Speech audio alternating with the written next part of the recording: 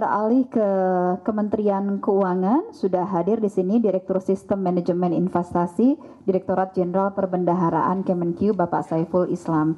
Pak Saiful, bisa dijelaskan mengenai mekanisme anggaran untuk program Tapera ini, Pak? Karena Presiden sempat menyampaikan bahwa pemerintah telah melakukan penghitungan yang cukup matang untuk revisi PP 21 tahun 2024. Seperti apa sebenarnya bentuk penghitungan yang dimaksud, Pak? Baik, terima kasih Mbak Lulu. Yang terhormat Kepala Staf Kepresidenan, rekan-rekan sekalian, para jurnalis. Sebelum menjawab pertanyaan dari Mbak Lulu, kita sama-sama mengingat kembali bahwa Tapera ini konsepnya adalah merupakan tabungan peserta yang dikelola untuk menyediakan pendanaan jangka panjang dan sustainable. Ini dalam rangka untuk membiayai perumahan. Tadi Pak Heri sudah sampaikan kondisi backlog yang ada di Indonesia yang masih sangat tinggi.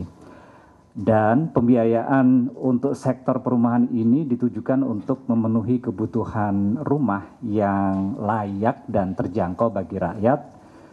Sekaligus ini adalah juga untuk mengemban misi sebagaimana yang diamanatkan di dalam Undang-Undang Dasar 1945.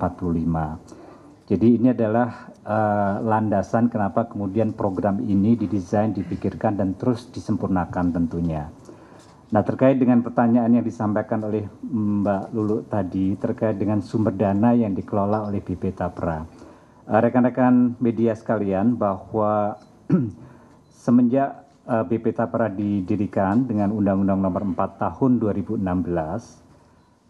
ada 3 dana yang dikelola oleh BP Tapera. Yang pertama adalah BP Tapera ini membawa dana atau mengelola dana yang tadinya itu dikelola oleh ex Bapertarum.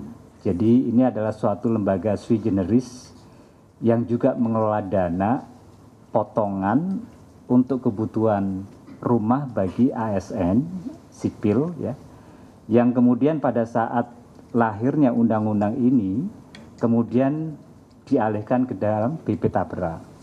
Pada saat pengalihan di sekitar tahun 2018 setelah undang-undang ini diterbitkan, dana semula itu sekitar 11,88 triliun rupiah.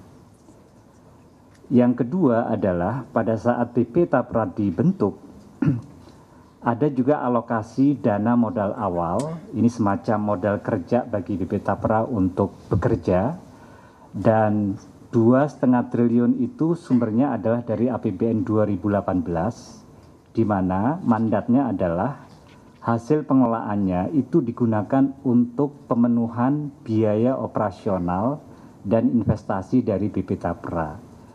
Jadi pada saat start beroperasi BP Tapera itu sudah dikasih modal awal sehingga dia bisa tenang untuk memikirkan bagaimana mereka bisa bekerja, beroperasi, menjalankan program-program yang dimandatkan sesuai dengan undang-undang.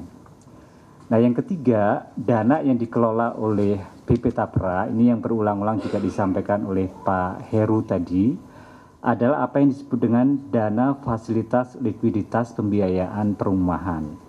Ini konsepnya adalah tabungan pemerintah dengan total dana. Jadi gini, pemerintah menginvestasikan melalui, kalau yang tadinya adalah Bapetarum, kemudian ketika Bapetarum tidak beroperasi lagi, digantikan oleh BP Tapera, maka pengelolaannya dilanjutkan oleh BP Tapera.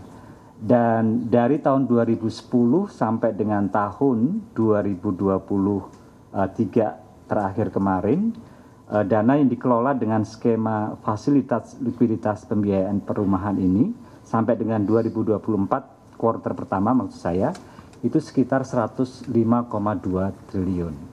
Jadi 3 dana ini yang dikelola oleh BP Tapera yang bisa dianggap sebagai 3 sumber dana dan masing-masing